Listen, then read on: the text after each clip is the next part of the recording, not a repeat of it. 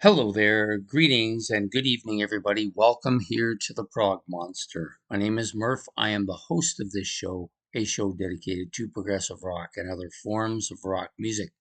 So we're here. We're today. We're here today to do a look back at a classic rock album. This is a show in which I pick an album out of my collection that is a high two, one, or a masterpiece album that has been around more than 15 years that I think is a classic. So this particular album I've chosen today is Pink Floyd's Saucerful of Secrets. Yeah. So this album was in my playlist. I don't know how long ago. It was sometime last year. Didn't do really that well. It started out, I liked it a lot, and then I put it in the playlist and I didn't really care for it. And then it's kind of grown on me again since then. So I do like it quite a bit. So Saucerful of Secrets, Pink Floyd's second album. So this album was released on June the 28th of 1968. So it's been a while. On the Recorded at EMI studios in London, about 39, somewhere between 39 and 40 minutes in length, um, on the EMI Columbia record label, and produced by none other than Norman Smith. So it's a very psychedelic cover, as you can see. And actually, this cover really kind of is pretty much what you're going to get on the album, too. So, the people playing on the album, of course, we've got David Gilmour on guitars and vocals, Roger Waters on bass and vocals, Nick Mason on drums, percussion, and vocals as well, Richard Wright on organ, Hammond organ, mellotron, vibraphone, celestra, xylophone, and also tin whistle. And he also does vocals as well.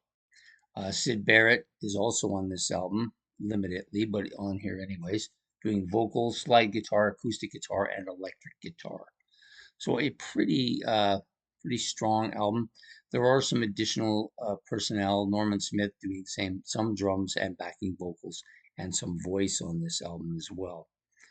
And Stanley Myers is orchestra. He's in charge of the orchestra, and then the Salvation Army International Staff Band brass section.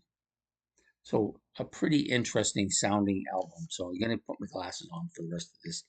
I find this album to be probably a combination of psychedelic pop and space rock, spacey sound. Anyways, I think the album is primarily, to me, a psychedelic album with some spacey parts in it and with some poppy stuff as well.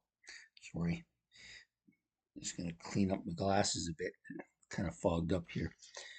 We had some incredible heat today, that's for sure. Um, the first track out is Let There Be More Light. This one is kind of heavy, iconic bass sound at the beginning by Roger Waters. I think pretty good. Nice riff with the synthesizer to open there. They kind of mix together.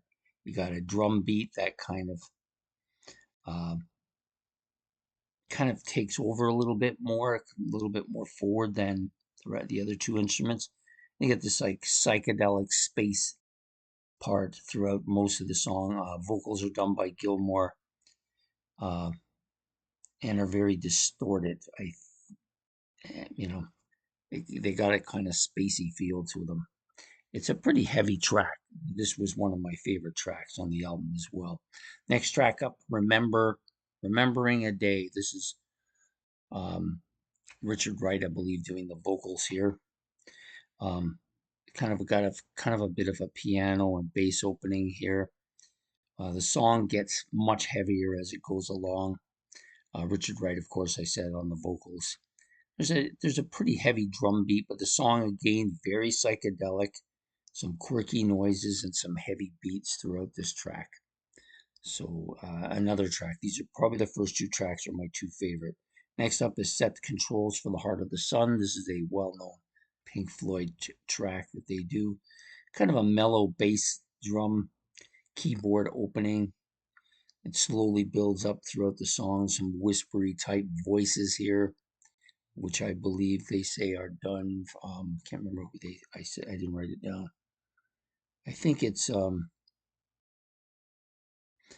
I think it's Roger Waters and Richard Wright.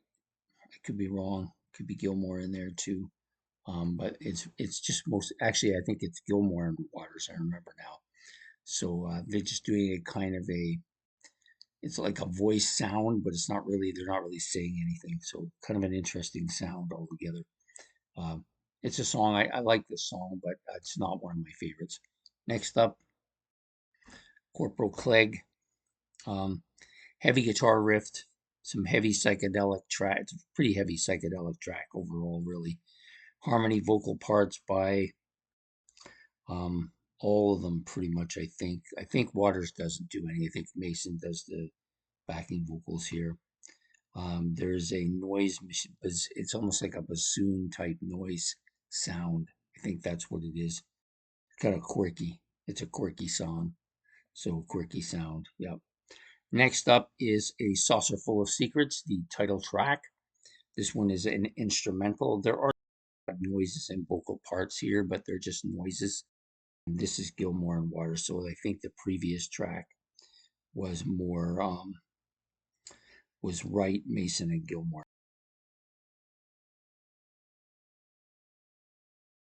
Very psychedelic sound to it.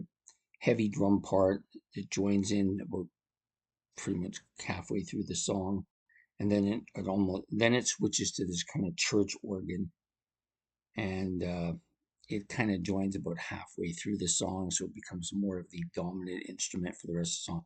It's a weird song, but I like it. But it's probably one of my least favorite on the song. I do like it, but it's probably one of my least favorite tracks on the album. Then you got Seesaw. Seesaw, it's got a very spacey opening with a psychedelic flavor to it as well. Lots of odd keyboard and synthesizer sounds. Um, I believe Richard Wright does the singing here, and it's got this kind of weird noises going on. The multi-harmony vocals add a little bit of that to it, strength to it at the end as well. I don't mind this track. And then the final track here is Jug Band Blues, sorry. Sid Barrett doing the vocals here. This is kind of a poppy but psychedelic song. Uh, you got Wright and Waters, I think, doing more of the backing part here as well. It's got a kind of a quirky English sound to this song. Actually, there's a little bit of that throughout the album, but pretty dominant on this particular track. And it's got this quirky, kind of noisy, psychedelic kind of back end to it. So overall, it's a pretty psychedelic album. Not particularly fast paced. Does have a Floydy sound to it, but with a more of a psychedelic edge to it than their normal spacey edge that they have. But again, a good album. There was a couple of videos when I was listening to the album. I decided to listen to it online instead. And there's the first two tracks, "Let There Be More Light" and "Remember a Day." I think Corporal Clegg as well. All three of them had videos where they had been formed in front of a French audience, which was quite interesting. Get to see them, but obviously they were taken out of context to the music because you could clearly see they weren't singing while that was playing, and then the vocals would be there, so it's kind of different. But a good album. I think it's probably a top 6 or 7 album for me for Pink Floyd. So you got your really strong upper albums, and you got some albums I don't really like, and this one is kind of in the middle, but on the upper edge of those middle albums. So there you have it, Pink Floyd's Saucerful of Secrets from 1968. I hope you've enjoyed this video. Please hit the like and subscribe. If you want to comment about Pink Floyd, about the album Saucerful of Secrets, or anything I've said, you can do that in the comment section below, and I will get back to you. So have a good day, good night, and goodbye.